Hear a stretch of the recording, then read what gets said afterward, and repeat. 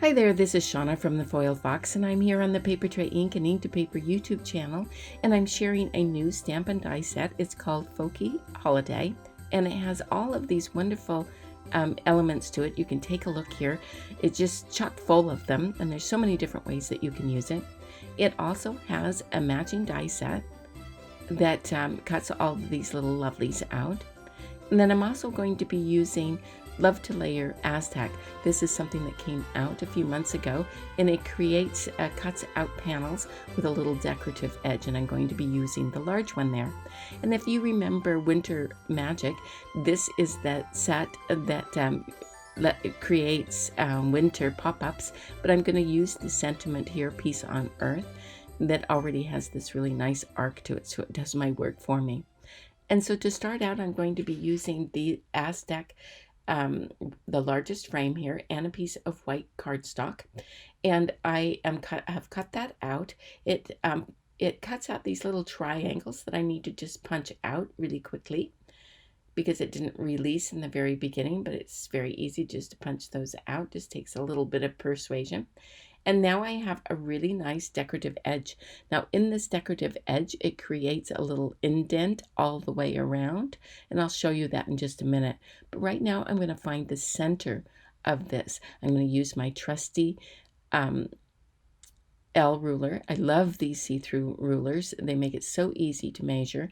If you don't have one, pop over to foilfox.com. We have a bunch of them there. And I just drew that line.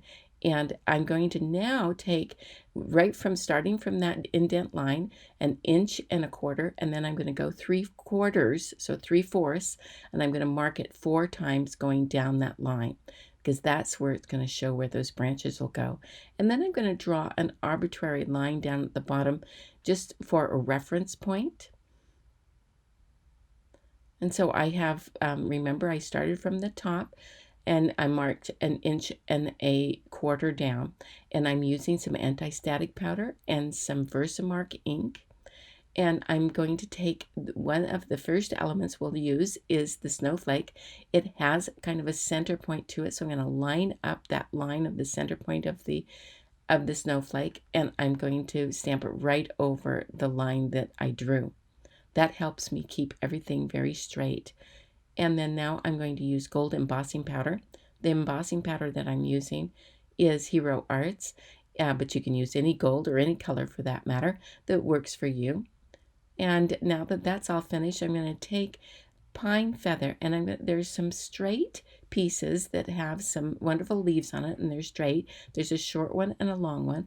I'm going to start out with the short one, very close to that center line I drew, and right at that tick mark, which I made 1.25 inches down, and I'm stamping it as an angle, on an angle. And now I'm using the same stamp again, but I'm going to be about 3/16 away from that line, so just a little bit away from that line, and I'm going to stamp that again at that same angle.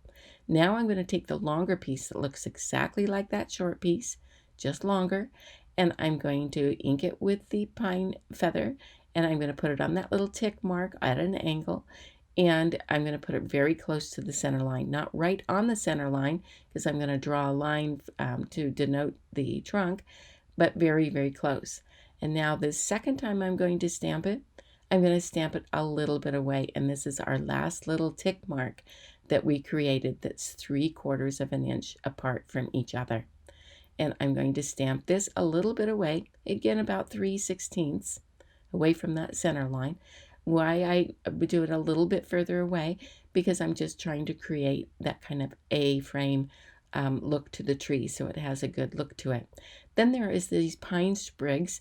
There's two. There's one short one and one long one that look identical otherwise. And I'm using New Leaf, and I'm stamping the little one in between these other long pieces.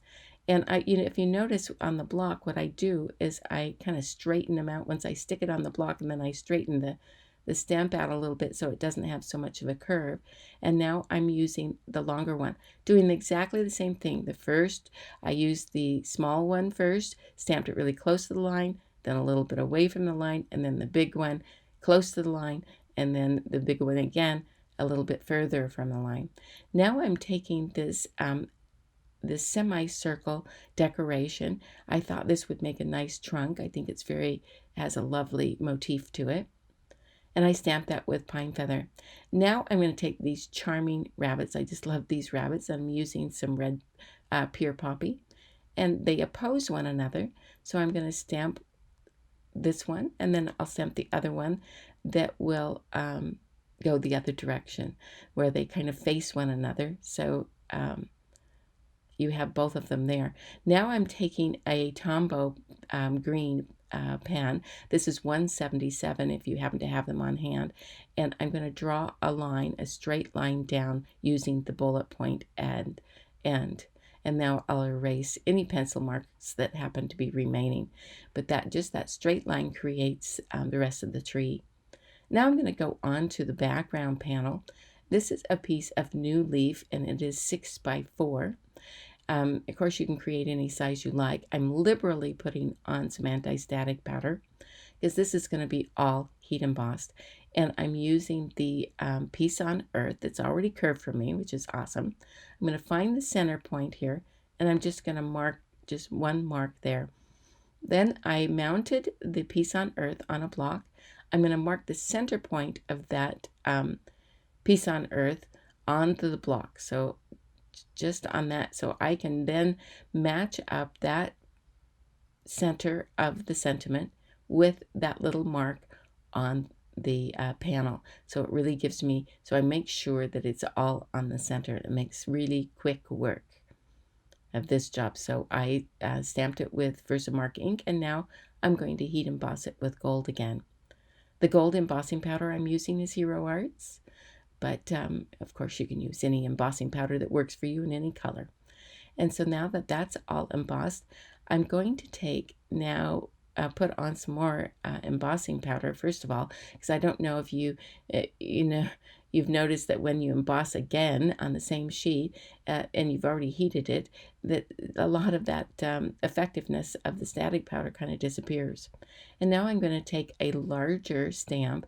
This is a cluster of leaves, and I'm just going to stamp them here and there. And I only need to stamp about 1/4 of an inch in, because that's all that will be revealed. So I'm going to go in maybe about 1/2 inch or a little bit less. And I'm going to stamp this going all the way around. Then I'm going to use, I happen to want to use this holly one because I like holly leaves. And this is a cluster of holly leaves. And I'm just stamping that around to fill in those spaces. Makes it really easy when you've already got the one down. Now I'm going to take, there's a little motif that has 3 little kind of prongs to it. I'm going to put that right below the sentiment. And now I'm using this cluster of berries. It's 3 little berries clustered together. And I'm going to just stamp them wherever I think I need to fill in a little. Now that that's done, I'm going to heat emboss this with, I'm going to sprinkle on leafy green. This is a color that is a Ranger color, and it matches the new leaf cardstock that I'm using. I don't know if I mentioned that. I am using new leaf cardstock from Paper Tray, and then this leafy green, and it's very slightly lighter once it melts, as you can see, and I like that. It's very close to tone on tone. It creates just a really kind of a bright edge, which I really, really like the edge. And now I'm going to take some foam. I'm going to use foam sheet here. You can also use foam tape. I'm using foam sheet because I'll be mailing this card, and I don't want to, in the mailing process, I have it indent in places I don't want it to indent. And when I use a full sheet, it doesn't kind of cave in those areas where the foam tape is not. And so now that I have that all ready, I'm going to take the panel we just created. I'm going to put some double stick tape on the back, and I'm going to mount it onto a white card base that's slightly larger than the green panel, because I want to have that white border revealed there. And then now let's put some double stick tape onto the back of this panel, and with the foam, take off any cat hair. I have 2 long-haired cats that love to get on my craft table. and I'm going to just mount that in place. And believe it or not, the card is done. And I just love this Scandinavian look that it has, this Folky Holiday. And you can use these elements in so many different ways and on so many different projects, but this is just one of them. I really hope you enjoyed this project, in fact, and if you did, please give us a thumbs up, and if you haven't already, please subscribe. And here I use the Folky Holiday Winter Magic and love to layer Aztec, but do pop over to blog.inkedpaper.com, check out more inspiration and more information like a supply list, and go over to foilfox.com as well, because we have all of that there too, and we have tons of products that you can choose from as well. So I want to thank you so much for being with us today, and we will see you next time. Bye.